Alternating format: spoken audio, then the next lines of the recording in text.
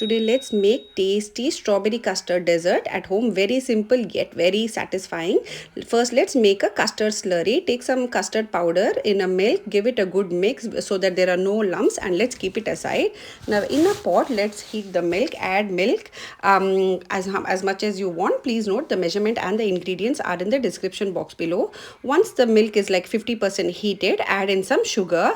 Here you can play around with the sugar. If you want more sweet you can increase it, or if you don't want any sugar, don't add.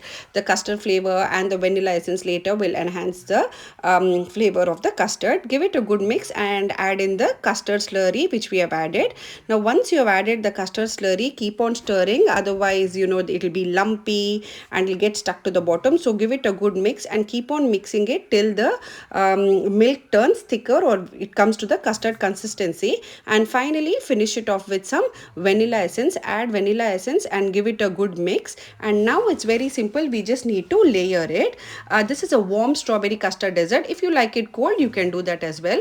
In a glass I've added in vanilla pound cake. If you don't have it, it's easily available in any bakery or supermarket. Add in lots of chopped strawberries. If you like it less or more, or you can play around with the fruits as well.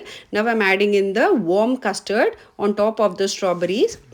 If you want you can add another layer of cake as well. I've added one at the base, the cake, and then I've added lots of strawberries, and I'm adding in some warm custard, some more strawberries, and finally you can garnish or top it with the nuts of your choice. If you like my recipe, don't forget to like, share and subscribe to my channel.